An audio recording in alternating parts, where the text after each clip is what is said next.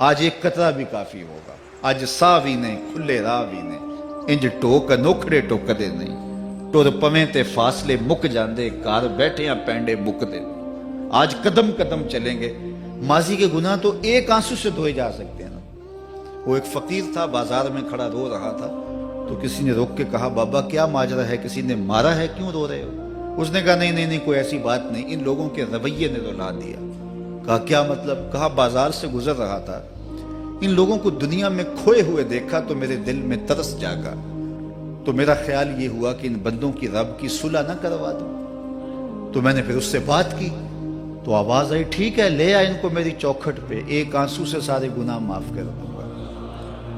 میں بڑا خوش ہوا، میں ان سے بات کی، یہ الٹا میرا مذاق اڑانے لگے، جا بابا کام کر، تجھے کیا پتا دنیا داری کیا ہوتی ہے۔ تو وہ تو مان رہا تھا، یہی نہیں مان رہے، تو مجھے ان کے رویے پہ رونا آ رہا ہے۔ وہ کہتا ہے میں بخشنے پہ آمادہ ہوں، ہم تو مائل بکرم ہیں، کوئی سائل ہی نہیں، راہ دکھلائیں کسے، راہ رب منزل ہی نہیں، جلوائے طور تو موجود ہے، کوئی موسیٰ ہی نہیں۔ وہ تو کہتا ہے میں معاف کر دوں گا، لیکن یہ عجیب ہے کہ یہ آمادہ ہی نہیں، یہ مان نہیں رہے۔ تو مجھے ان کے رویے پہ افسوس آ گیا، ان کے رویے پہ رونا آ گیا، اس لیے میں رو رہا ہوں، ورنہ نے مجھے مارا نہیں، کوئی تکلیف نہیں پہنچائی۔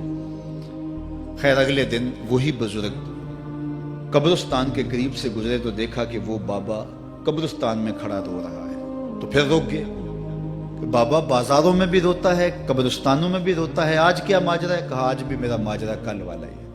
کہا کیا مطلب؟ کہا کل بازار سے گزر رہا تھا، ان کو دنیا میں کھوئے ہوئے دیکھا، میرے دل میں ترس جاگا، تو میرا خیال ہوا ان بندوں کی اور رب کی صلح کروا دوں، تو وہ تو مان رہا تھا، وہ بندے ہی نہ مانے، تو آج میں ادھر آ گیا۔ میں نے کہا چلو ان سے بات کرتے، آج میرا خیال یہ ہوا کہ قبرستان والوں کی اور رب کی صلح کروا دوں۔ تو کہا پھر آج کیا بنا؟ کہا آج یہ مان گئے ہیں، وہ نہیں مانتا۔ تو صاحبو آج وہ مان رہا ہے، آج ہم مان جائیں۔ میں نے کتب میں پڑھا ہے کل قیامت کے دن نیکوکار بھی پچھتائیں گے۔ بدکاروں کا پچھتانا تو سمجھ میں آتا ہے، نیکوکار کیوں پچھتائیں گے؟ جب اپنے اچھے اعمال کی جزا دیکھیں گے تو پچھتائیں گے، جو چند لمحے ضائع کر دیے وہ بھی کیوں ضائع کر دیے۔ قیمتی زندگی ہے، یہ ٹوٹتی سانسیں، ان کی قدر کیجیے۔ ایک بزرگ فرماتے ہیں کہ مجھے اس بات کی سمجھ نہیں آتی تھی کہ جو قرآن نے کہا ان الانسان لفی خسر، بے شک انسان خسارے میں ہے، تو میں سمرقند کے بازار سے گزر رہا تھا تو وہاں ایک آدمی پھٹے پہ برف رکھ کے بیچ رہا تھا اور ساتھ آواز لگا رہا تھا۔ آج کل تو یہاں وہ پاپڑ بیچنے والے بھی کوئی آواز لگاتے، تو وہ برف کے اوپر، برف پھٹے کے اوپر رکھ کے بیچ رہا تھا اور ساتھ آواز لگا رہا تھا۔ آواز کیا تھی؟ ارحمو ارحمو الا من یذوب راس مالہ، او گزرنے والوں میرے پہ ترس کھاؤ، میں ایسا تاجر ہوں جس کا راس المال پگھلتا جا رہا ہے۔ چونکہ یہ جو برف ہے ایسا سودا ہے جو گاہک کا انتظار نہیں کرتا۔ آپ کپڑا بیچتے ہیں، آج گاہک نہیں آیا، ہو سکتا ہے کل دعا نے مہنگا بیچ لیں۔ آپ پیٹرول بیچتے ہیں، ہو سکتا ہے کہ کل پڑا 6 روپے اوپر چلا جائے، آپ کا لاکھوں کروڑوں کا فائدہ ہو جائے۔ لیکن آپ اگر برف بیچتے ہیں، آج نہیں بکی تو کل برف ہی نہیں ہوگی۔ تو وہ سیل پہ برف بیچ رہا تھا اور ساتھ لوگوں کو دہائی دیتے ہوئے کہہ رہا تھا او لوگو میرے پہ ترس کھاؤ، مجھ سے برف لیتے جاؤ، میں ایسا تاجر ہوں جس کا راس المال پگھلتا جا رہا ہے۔ تو کہتے ہیں جب اس نے یہ آواز لگائی نا تو میرے قدم رک گئے اور میں اس کے قریب چلا گیا اور میں نے کہا کہ مجھے ان الانسان لفی خسر کا ترجمہ سمجھ میں آ گیا۔ جس طرح تیری برف پگھلتی جا رہی ہے، میری زندگی پگھلتی جا رہی ہے، اور اگر تو اب برف وقت پہ بیچ لے، ان پگھلتی برف کو تو درہم کے بدلے، دینار کے بدلے، پارچہ جات کے بدلے، جنس کے بدلے فروخت کر لے تو فائدہ ہو جائے گا، 4 آنے تیرے ہاتھ لگ جائیں گے۔ اور میں بھی ان سانسوں کے بدلے درود پڑھ لوں، ان سانسوں کے بدلے سجود کر لوں، ان سانسوں کے بدلے قیام کر لوں، کسی دکھی کے سر پہ ہاتھ رکھ دوں، کسی پریشان کی پریشانی دور کر دوں تو میری سانسیں کام آ جائیں گی، ورنہ یہ ٹھہریں گے نہیں۔ سوئے ہوئے ہوں تو پھر بھی سانسیں ٹوٹ رہی ہوتی ہیں، تو ہم کتنی جلدی موت کی طرف بڑھ رہے ہیں، تو زندگی کتنی مختصر ہے اور ہم کتنے بے پرواہ ہیں۔ آنکھیں اس وقت کھلتی ہیں جب آنکھیں بند ہوتی ہیں، لیکن کیا فائدہ اس وقت کا؟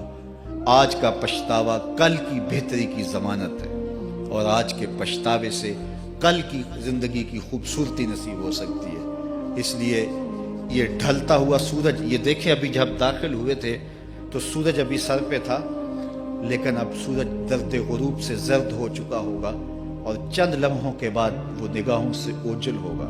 میاں صاحب بھی بولے کہ زندگی تیری جو ہے ڈوبتے سورج کی طرح ہے، ڈیگرتے دن گیا محمد اوڑک نو ڈوب جانا۔ تو یہ میں اور آپ لمحہ لمحہ موت کے قریب ہو رہے ہیں۔ اس سے قبل کہ وہ وقت آئے کوئی حجت باقی نہ رہے، مجھے اپنی زندگی کو، آپ کو اپنی زندگی کو اللہ اور اس کے رسول کی چوکھٹ پہ حاضر کر دینا ہے۔ ہمارے میزبان محترم نے کہا والدہ ماجدہ کی بابت، تو آج ان کے ایصال ثواب کے لیے میں اور آپ جمع ہیں۔ ایک وقت ہمارے اوپر بھی آنے والا ہے کہ لوگ ہمارے لیے جمع ہو رہے ہوں گے۔ یہ وقت تو آنے والا ہے، اس کے تو چھٹکارا نہیں ہے، اس سے تو خلاصی نہیں ہے، کوئی بھاگ سکتا نہیں ہے، موت سے تو فرار نہیں ہے۔ تو آج وہ نہیں ہیں، لیکن ان کا سعادت مند بیٹا ان کی یادوں کے چراغ کو روشن کیے ہوئے ہے۔ ورنہ میں ایسے بیٹے بھی دیکھے ہیں جنہوں نے اپنی سکی ماں کا جنازہ نہیں پڑھا۔ آپ کہیں گے کوئی ایسا بد نصیب بھی ہو سکتا ہے، جنازگاہ میں گیا ہے لیکن وہاں جا کے کھڑا رہا ہے، جنازہ نہیں پڑھا۔ آپ کہیں گے کہ ایسا بد نصیب، میں نے کہا ایسے بد نصیب آپ نے بھی دیکھے ہوں گے۔ یہ کون سے بد نصیب ہیں؟ یہ وہ بد نصیب ہیں جنہیں جنازہ آتا نہیں، ساری زندگی لوگوں سے فراڈ کرتے ہیں، اور جب اپنی ماں مر جاتی ہے، اپنا باپ فوت ہو جاتا ہے، تو یہ فراڈ پھر وہ اپنی ماں سے بھی کرتے ہیں، اپنے باپ سے بھی کرتے ہیں۔ مجھے بتاؤ کتنا بد نصیب ہے وہ بیٹا کہ جو اپنی ماں سے، اور وہ بھی مرنے کے بعد فراڈ کر رہا ہے، اور اپنے باپ سے، اور وہ بھی مرنے کے بعد فراڈ کر رہا ہے۔ اور کتنا خوش نصیب بیٹا ہے کہ جو روزانہ اپنی ماں کے لیے دعا کرتا ہے۔ اور میں کہتا ہوں اگر بیٹا نمازی ہوگا، بیٹی نمازی ہوگی، اہتمام سے دعا نہ بھی کرے، دن میں کتنی مرتبہ کہے گے ربنا اغفر لی ولوالدی، اے اللہ مجھے بھی بخش دے، میری ماں کو بھی بخش دے، میرے باپ کو بھی بخش دے۔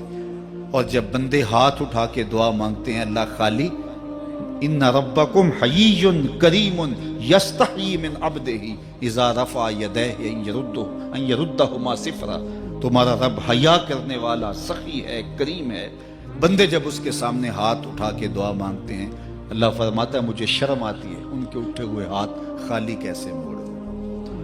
انہوں نے میرے سے مانگا ہے، میں بھی نہیں دوں گا تو کس در پہ جائیں گے۔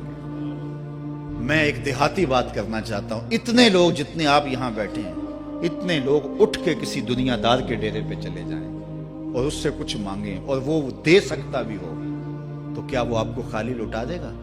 وہ کہے گا ڈیرہ داری کی شان کے خلاف ہے کہ اتنے لوگ دروازے پہ آ گئے اور ان کو خالی موڑ دوں۔ تو جب تم اتنے بڑے ڈیرہ دار ہو اور تمہیں اتنی غیرت ہے کہ اتنے لوگوں کو خالی نہیں موڑتے، تو کریم خالی موڑتے؟ آؤ تو صحیح اس کی چوکھٹ پہ جھولی پھیلاؤ تو صحیح۔ پھر دنیا داروں سے مانگنا ہو تو ان کی زبان میں مانگنا پڑتا ہے۔ اللہ سے جس زبان میں مرضی مانگو، عربی میں مانگو، اردو میں مانگو، ہندی میں مانگو، سندھی میں مانگو، اقبال کے لہجے میں مانگو، سادی کے انداز میں مانگو، نہیں مانگنا آتا خالی ہاتھ پھیلا دو، وہ بند لبوں کی بولیاں بھی سنتا ہے۔ آؤ تو صحیح اس کی چوکھٹ پہ، اپنے ہاتھ پھیلاؤ تو صحیح۔ دنیا داروں سے مانگے تو ناراض ہوتے ہیں، خدا سے نہ مانگو تو ناراض ہوتا ہے۔ اللہ کل ما یابو بکم ربی لولا دعاؤکم، آؤ نا اس کی چوکھٹ پہ، دستے طلب دراز کرو۔ دنیا داروں سے مانگنے کے لیے وقت چاہیے۔ اس وقت تو صاحب سوئے ہوں گے، اس وقت تو ناشتہ کر رہے ہوں گے، اس وقت تو بیوی بچوں کے ساتھ مشغول ہوں گے، لیکن اللہ سے جب بھی مانگو، پچھلے پہر کنڈی کھڑکاؤ، در رحمت کھلا پاؤ گے۔ دن کو مانگو، رات کو مانگو، مانگو تو صحیح، وہ تو اتنا کریم ہے۔ اچھا بت کو سامنے کھڑا کیا ہے اور زلیخا ہاتھ جوڑے بت کے آگے پکار کرتی ہے، روزانہ سے شام کھڑی ہو جاتی ہے، یا صنمی یا صنمی، اے میرے بت، اے میرے بت، بچھڑا ہوا یوسف ملا دے۔ سحر دم تک پکارتی رہتی، عمر بیت گئی، چہرے پہ جھریاں آ گئیں، بڑھاپا طاری ہو گیا۔ ایک دن رات کا پچھلا پہر ہے، بت کے آگے ہاتھ جوڑے یا صنمی کا وظیفہ پڑھ رہی ہے۔ اچانک نیند کا جھٹکا آ گیا، زبان بل کھا گئی، بولی یا سمادی یا سمادی۔ کہا جبریل جلدی جا، یوسف کے گھوڑے کا رخ موڑ دے۔ یا اللہ تجھے تو نہیں پکار رہی، وہ تو بت کو پکار رہی ہے۔ زبان بل کھا گئی، یا صنمی کی بجائے یا سمادی کے لفظ زبان پہ آ گئے۔ کہا جبریل اتنا عرصہ ہوا بت کو پکارتے ہوئے، اس نے کوئی جواب نہیں دیا، آج جیسے بھی اس کے لبوں پہ میرا نام تو آیا ہے، اگر میں نے بھی جواب نہ دیا میرے اور بت میں فرق کیا ہوا؟